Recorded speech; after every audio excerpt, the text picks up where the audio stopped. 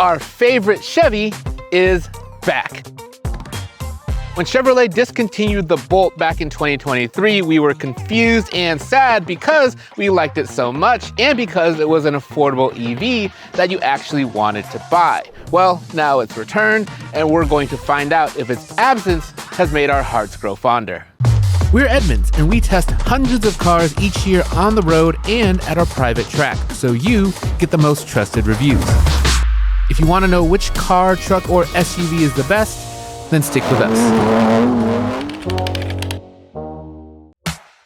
The first and perhaps most important number for the Bolt is its price.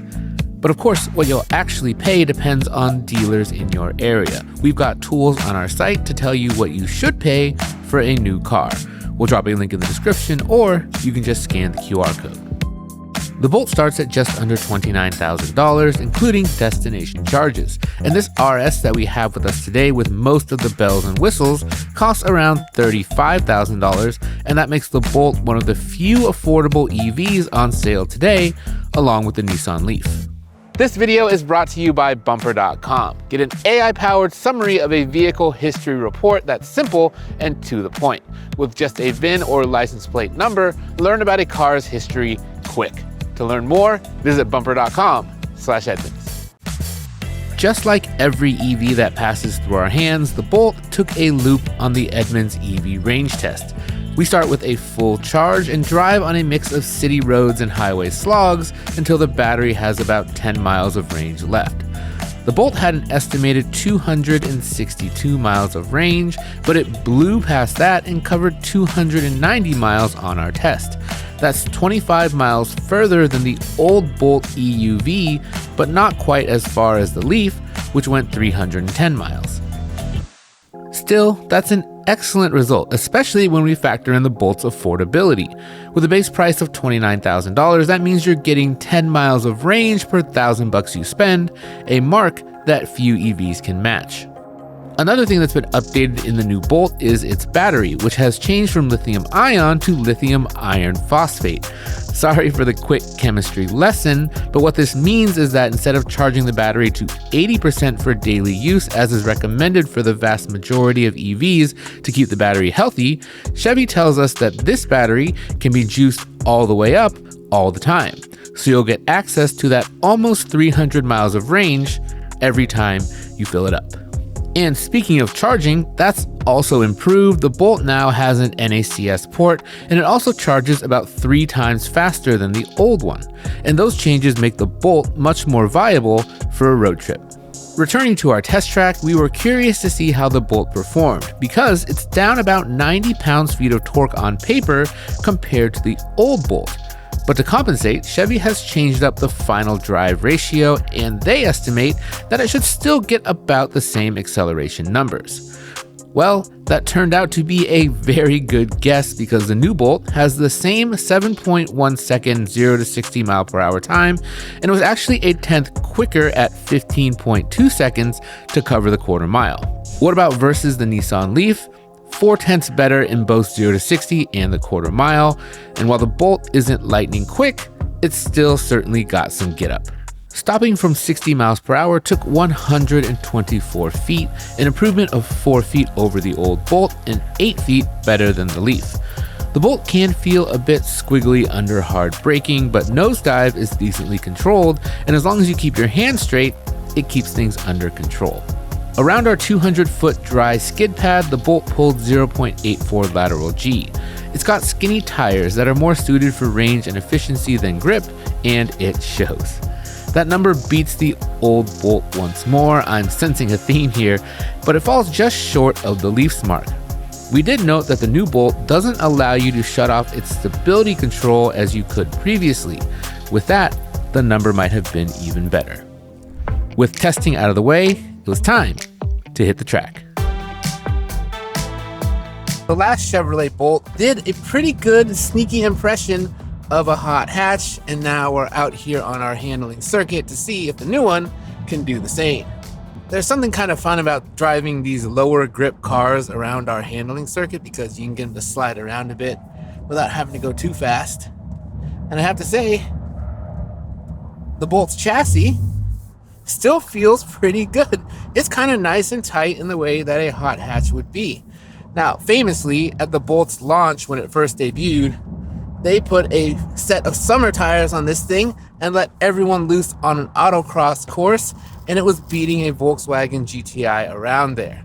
And as we saw from the testing times, this new one, it's got roughly the same amount of speed and the same amount of grip, and I think the same things apply. This thing is actually a bit more fun than you would think to toss around on our handling course, and even on something like a canyon road, if you're okay with a little bit of understeer like that.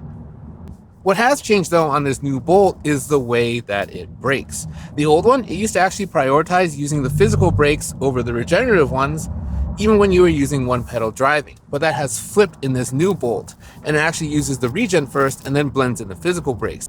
And the reason that's important is it will allow you to put more energy back into that battery. However, I do think it's had a detrimental effect on how this brake pedal feels. When you're driving the Bolt with one pedal driving on, especially in its higher regen setting, it makes the brake pedal really sensitive if you're trying to add any more stopping power, and it makes it hard to slow the vehicle down smoothly. This is one of the few EVs where I actually prefer to drive it with one pedal driving turned off and just do all the stopping myself. I think that the Bolt has actually retained its crown as the most fun Chevy that you can buy. And that's surprising. If you're liking what you've seen out of this new Bolt and want to trade in your old set of wheels towards one of these, we've got the tools for that. Head over to edmunds.com/sellmycar and you can get an instant cash offer. All right, we're gonna slow things down now to talk a little bit about what it's like to drive the Bolt on regular streets. Now, the first thing that you'll notice is that the ride quality, it isn't great. The chassis is pretty stiff and that helps it out here, but in day-to-day driving, it's gonna be a little bit chattery, especially over broken pavement, and on the highway, it doesn't really seem to settle in. But again, we're talking about a vehicle that costs in the mid to low 30,000s, and at that price, it's kind of acceptable.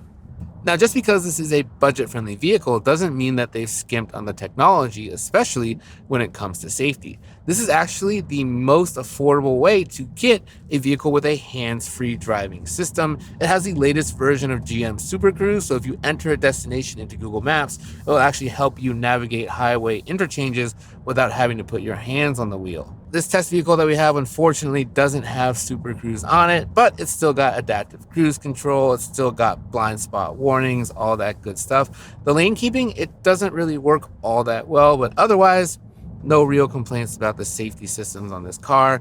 When it comes to visibility though, this thing is super well equipped. There's one tech package that you can add, and it adds on a surround view camera and also a rear view camera mirror. And those are two things that I think are important in the Bolt, because sneakily, even though you kind of look at this and think it has good visibility, it really doesn't. Because the cabin is so skinny, if anyone is sitting in the passenger seat next to you, they take out a bunch of your vision over the right shoulder. I really enjoyed having all those safety systems to back me up. This brand new Bolt, it looks the same. This new Bolt is based on the Bolt EUV, the larger version that Chevy used to sell before. And if it looks familiar, that's because it uses basically the same body panels down the side with some slight styling changes here at the nose. This is the sort of nip tuck that you won't really notice unless you're a Bolt aficionado. Though this isn't quite as teeny tiny as the old non-SUV-ified version of the Bolt that Chevy used to sell, it's still pretty small. Not quite as small as our miniature EX30 that we sold recently, but this is about a foot shorter than your standard compact SUV, and that means it has very city-friendly dimensions. This new RS trim, it certainly looks sportier with those black wheels, and this habanero orange paint job makes this thing super easy to find in a parking lot. But what's actually spicy about the Bolt, you won't find that until you get inside. Small car, big living space. The Bolt certainly has more room than you would expect. I'm just under 6 feet tall. This driver's seat is set up where I like to drive. And as you can see, lots of legroom and actually pretty good headroom here.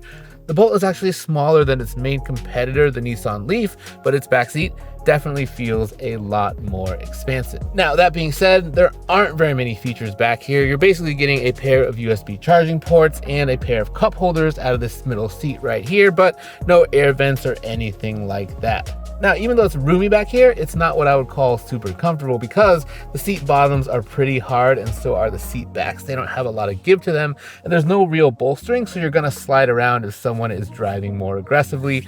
The seats up front, they aren't actually much better, and I think that no matter where you're sitting in the Bolt on a longer drive, you're gonna end up fidgeting a bunch.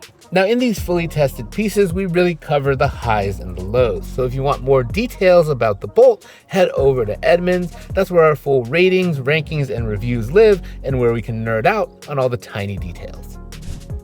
2 cup holders, 1 cup holder, no cup holders. There's cool little storage things everywhere in here.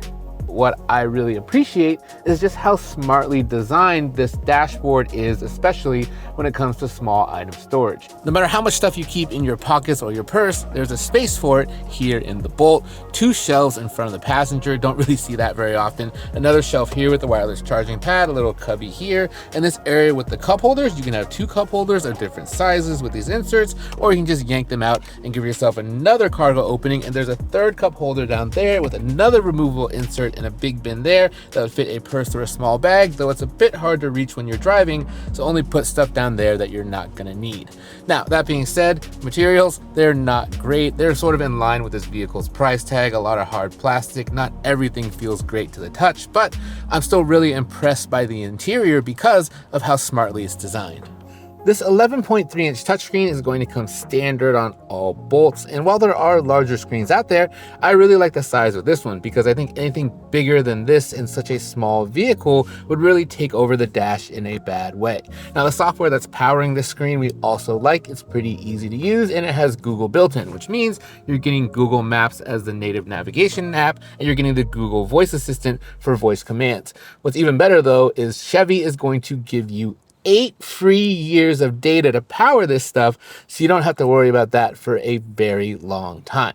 The catch though is since this is an electric vehicle that's made by GM, you're not going to get any smartphone mirroring, no Android Auto, and most importantly, no Apple CarPlay, and that's a bummer. The position of this wireless charging pad is great, easy to reach for both front passengers, but the position of the USB-C ports, it's pretty bad. They're actually tucked down here underneath this little storage space, and you can't even see them unless you lean way forward.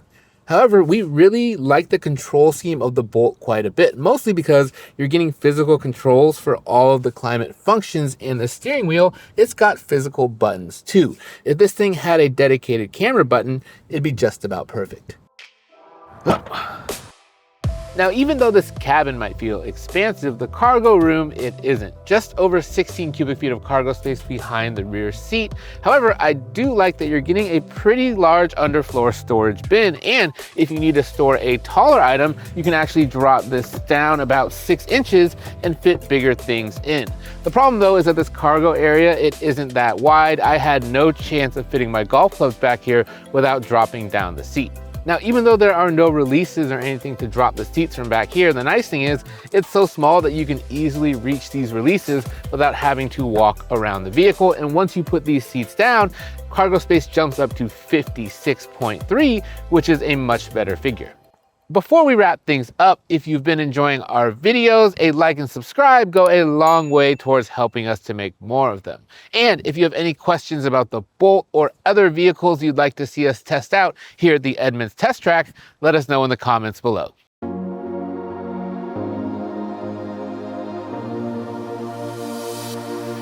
At Edmunds, we get excited whenever a new affordable car arrives because they're so expensive these days. But we get extra excited when it's an EV because affordable EVs, they are few and far between. If you're looking for an electric vehicle and you don't want to spend a lot of money, there are really only 2 options these days. It's either the Bolt or the Nissan Leaf. And I think that I prefer the Bolt for a few different reasons. One being that it's more fun to drive. The second one being that it offers more features than the Nissan does with stuff like ventilated seats and a hands-free driving system. And the third thing is because I really like the design of this interior. It is small, but it is smart. The Bolt's price is important because it helps to contextualize this vehicle.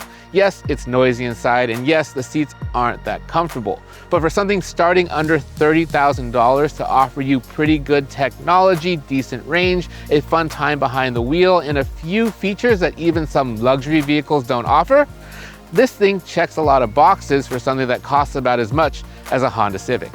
Now, there is one catch with the Bolt. Chevrolet has already told us that they only plan on making this vehicle for 1 year. Now, they said that they could build as many as people order, so there is no kind of unit cap on it, but it's a bit weird for us to like a vehicle so much that's already coming with an expiration date.